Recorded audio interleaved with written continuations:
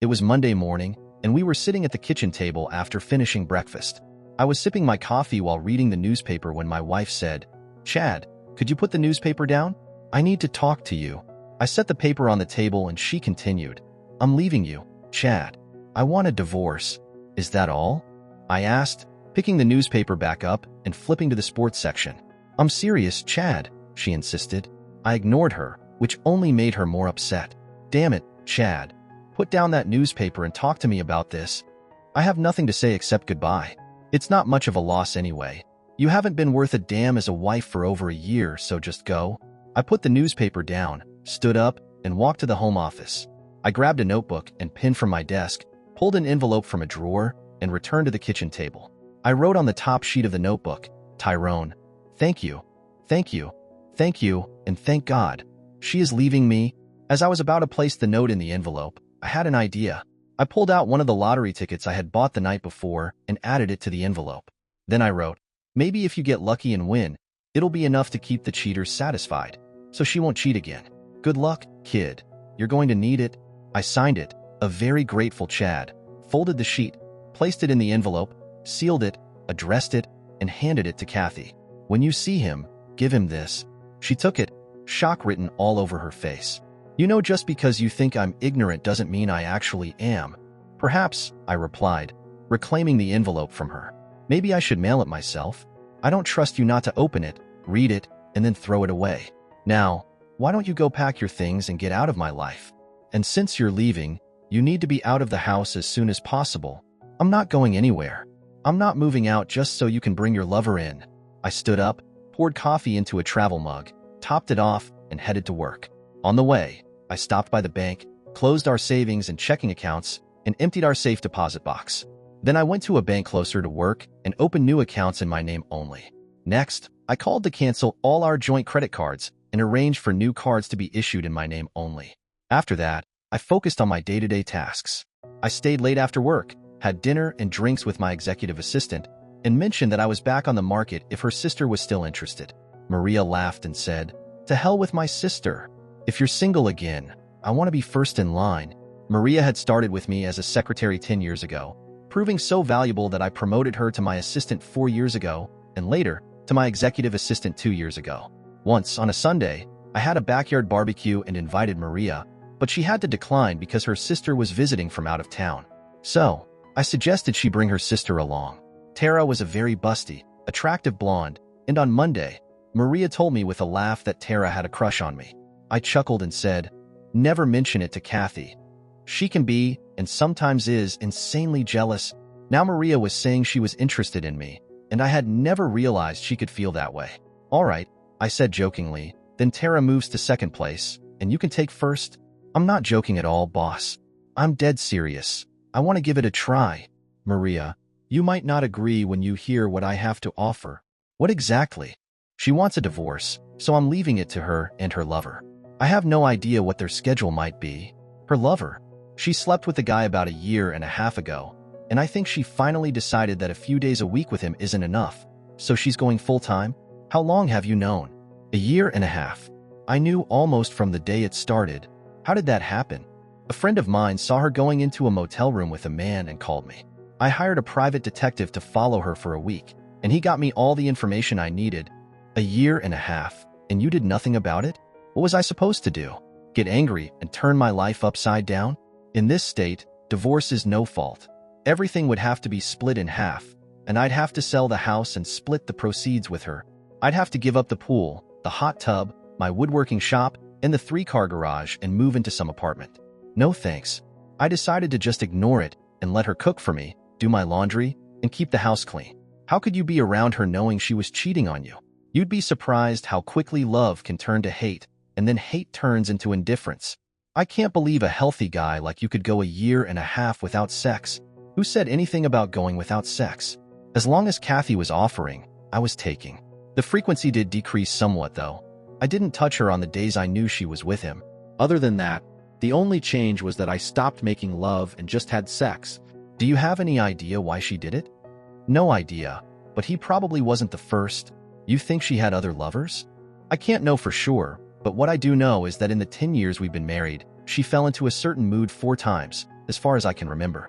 For a time, she acted the way she has for the last year and a half since she got involved with this guy. It's just a guess on my part, but I'd almost bet that the other times were for the same reason. If she hadn't been seen and I hadn't been alerted, I would have taken her recent mood as just another one of those women's things. Maybe I'm wrong in my thoughts, but it doesn't really matter. I know for sure about this affair, and that's all I need to know to understand she's a cheater. What are you going to do now? Wait for what? To see what she plans to do. Now she's on her own.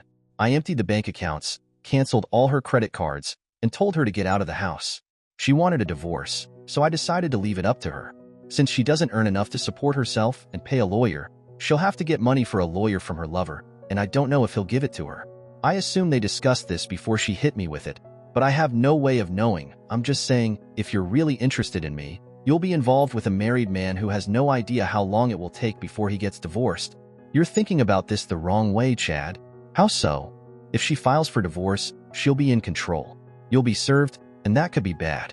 You have no idea what she might do. They might order you to leave the house and give it to her pending the hearings. What if she files and claims mental and physical cruelty and gets a restraining order keeping you away from her and the house? You need to set the pace, boss. You need to be in the driver's seat. Make her react, not the other way around. Besides, you'll be helping me a lot. Helping you? How? If you're going to wait and let her file, what if she doesn't? What if her lover doesn't give her the money for it? That could put us in a position of adultery, and she could use that against you in the future. You say she cheated, and she says, so what? You did too.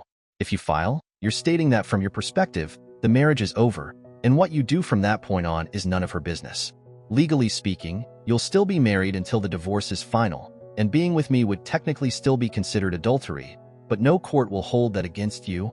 If it doesn't start until after you've filed for divorce from Kathy, it seems I need to stay away from you until either you or she takes legal action. If we wait for her, it could take years, or maybe just a week, but it would be under her control. If you file, you could meet with a lawyer early tomorrow and serve Kathy by Thursday. That would give me the weekend to work on winning you over. Winning me over? I'm dead serious, boss. What's the point of being first in line if I don't take advantage of it? She was right, and I knew it. So, I pulled out my cell phone and speed-dialed Alex. Alex and I had been friends since 3rd grade, and he was a lawyer who practiced family law, a polite term for divorce law. When he answered, I told him I needed his legal services and explained my situation. He expressed his sympathy because he and his wife, Sally, were our friends, and he liked Kathy, but he assured me he would take care of it as soon as he got to his office in the morning. He asked me to come by at lunchtime so I could sign the papers, and then we could grab lunch. Then, just to be a jerk, I told him I wanted a restraining order. I lied and said Kathy told me that if I caused her any trouble for leaving me, her lover, Tyrone, would straighten me out. Alex laughed and said he knew it was pure nonsense, but that he would still do it. You know there will be a hearing on this order within 10 days, right? I can get it and serve it, but there has to be a hearing before the judge will order it to stay in effect. I know, and I'm prepared for that. But right now, the main thing is to get her out of the house and keep her out for a while.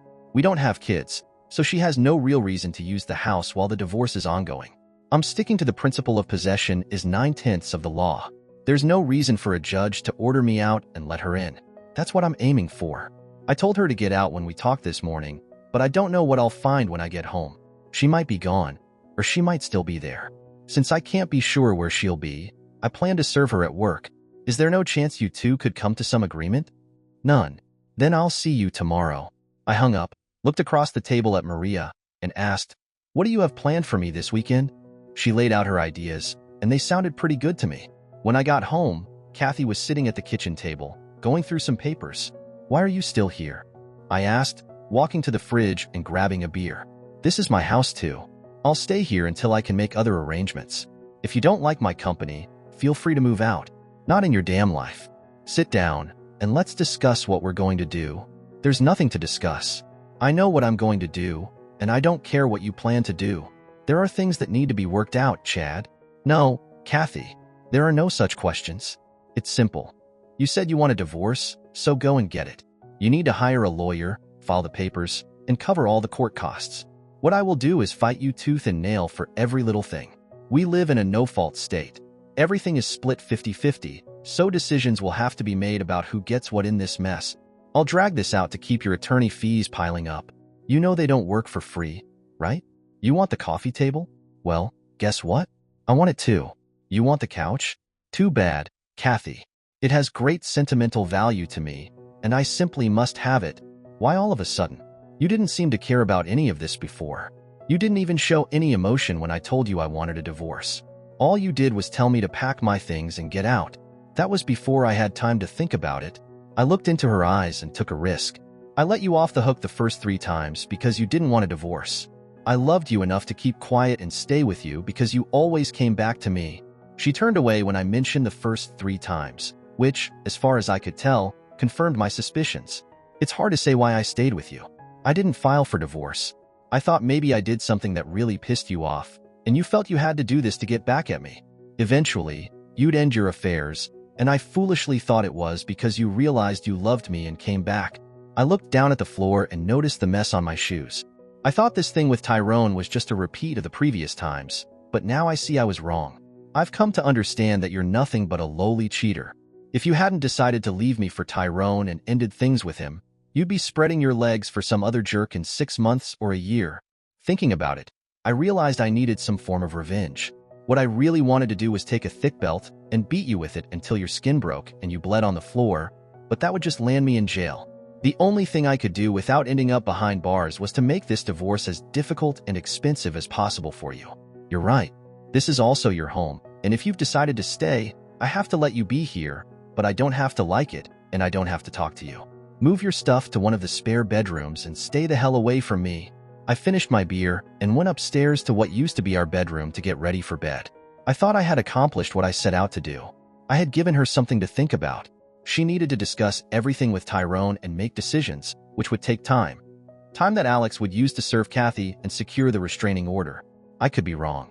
Maybe Kathy had already met with a lawyer and the papers were on their way to me.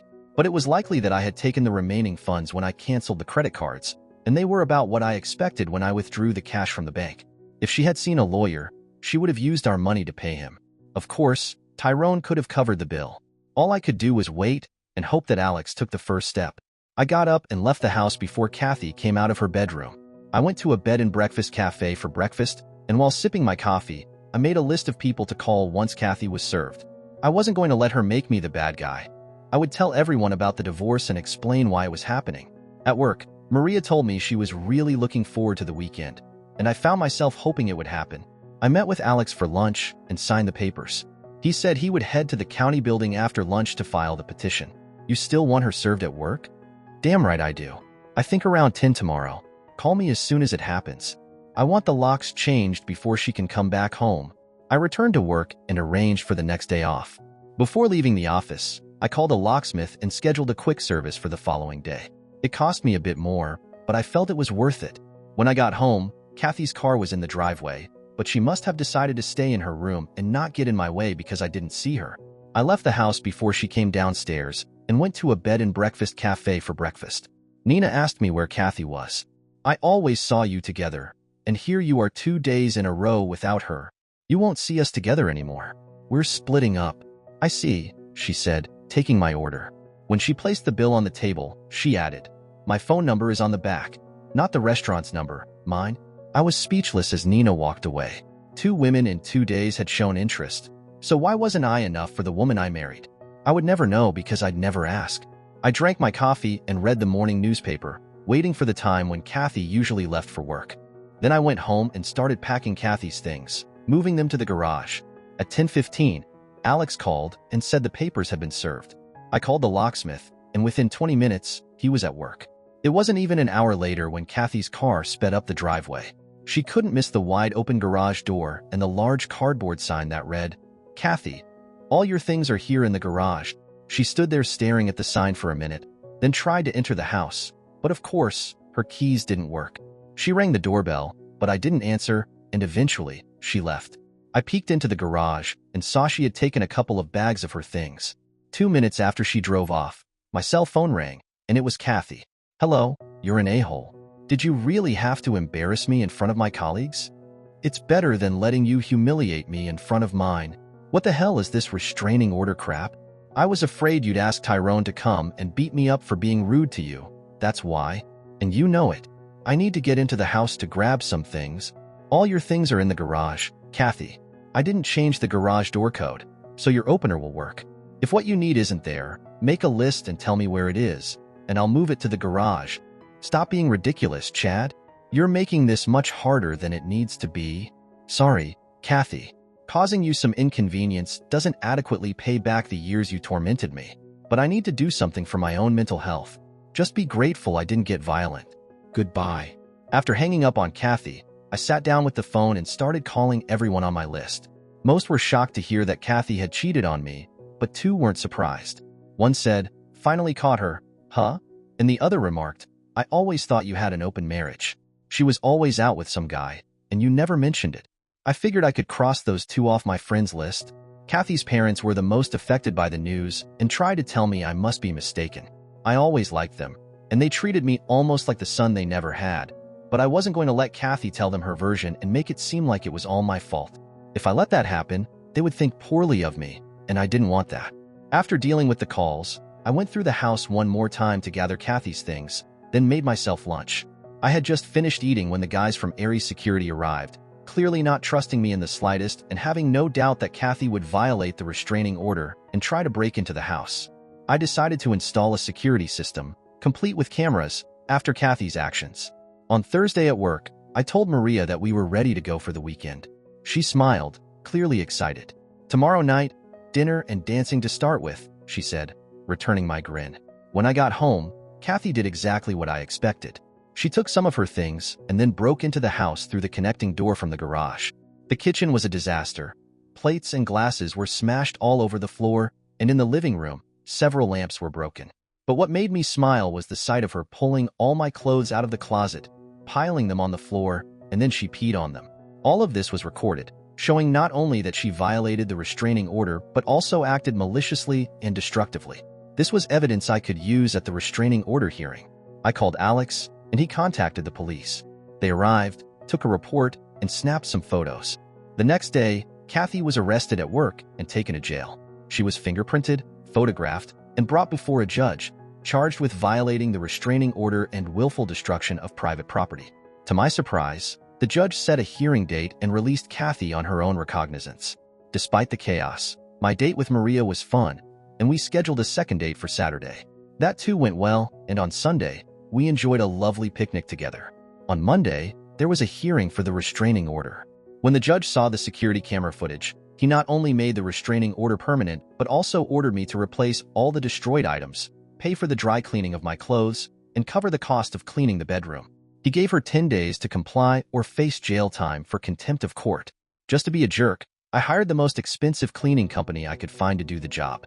To my disappointment, Kathy managed to get the money to do everything the judge ordered. I never got to see Kathy jailed for contempt of court. The next 2 weeks passed, and Maria and I met often, but nothing more happened beyond a few kisses, sometimes quite intense, because neither of us felt comfortable since I was still a married man. However, we were slowly approaching the point where things were getting serious. We did not contest the divorce, and it was finalized in 6 months. It was a standard no-fault divorce, with everything split equally.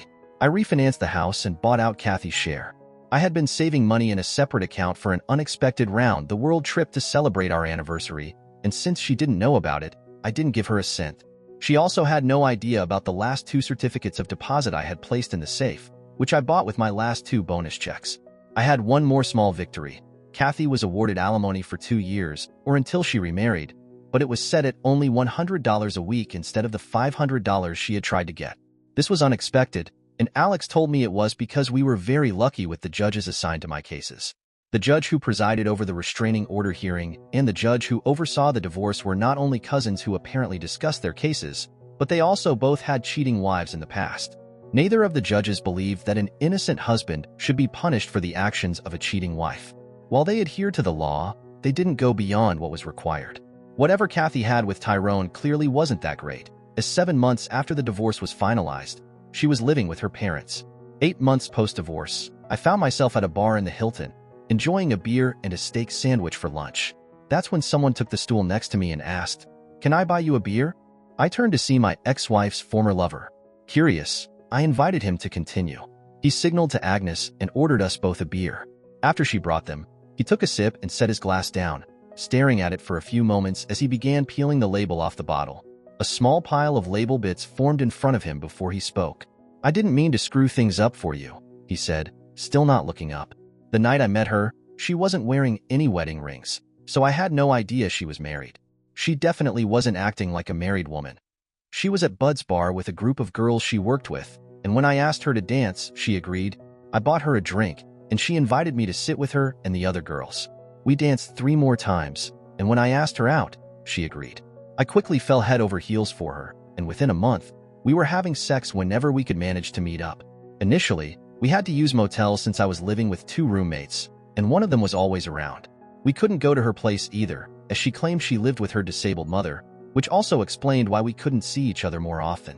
She said she could only go out when someone else was available to look after her mom. Eventually, I got my own apartment, so we didn't need to rely on motels anymore. Even though our meetings were irregular, I was in love with her and was planning to propose. I intended to buy a house big enough for the 2 of us and her mother. But just before I could pop the question, a guy I knew asked me why I was dating a cheater. I was ready to confront him when he revealed that Kathy was married and had a history of infidelity. It turned out she had cheated on you with his brother 2 years prior, and when her husband found out, he ended things with her. At first, I found it hard to believe, but then I received your letter. I sat on it for a week before confronting her, and she broke down in tears. She claimed she didn't love you, portraying you as an abusive drunk who physically beat her and tormented her emotionally. She insisted she hated you but was afraid to leave, because you supposedly threatened to track her down and kill her and anyone she was with. By that point, I had done some digging and realized she was lying, which erased any thoughts of marrying her. Still, she was good in bed, and since you had kicked her out, I let her move in with me, but only as long as she was willing to sleep with me. Everything was fine until the divorce was finalized and she began talking about marriage. That's when I ended it. My parents had split up because my mom cheated on my dad. He got custody of me, and she later remarried but was caught cheating on her second husband. She married a 3rd time and cheated again. I firmly believe in the saying, once a cheater, always a cheater. So I made it clear to Kathy that as long as she was okay with a friends with benefits arrangement, we were fine, but nothing more. About 3 weeks later, I came home from work to find she was gone. He took another sip of his beer and said there were rumors that I had known all along about our affair. He asked why I didn't divorce her immediately. I shrugged and replied, "You said it yourself. She was damn good in bed." I decided to let things be, enjoying the sex and the fact that there was someone to cook, clean the house, and do the laundry. I probably would have stayed in that arrangement if she hadn't mentioned leaving and wanting a divorce. He took another sip and added, "I never thought I'd say this, especially to you, but I miss having her in my bed." He finished his beer, stood up, took something out of his pocket, placed it on the counter, and pushed it toward me. "What is this? The lottery ticket you gave me?" I asked, surprised. "It's a winner. This is your half." He handed me a cashier's check for a substantial amount, a very, very large amount. "I waited to give it to you so you wouldn't have to split it with her in the divorce. See you around." And just like that, he left. When I returned to the office, Jan, my assistant, looked at me and said, "You look like the cat that just ate the canary. Was lunch that good?" I smiled. "Lunch was impressive." "Oh right," Jan said, remembering. "Maria no longer works for you, huh?" "Not in the office. She's home painting the room that will become the nursery when the twins arrive." Dear listeners, please share your thoughts in the comments section below and don't forget to like, share, and subscribe.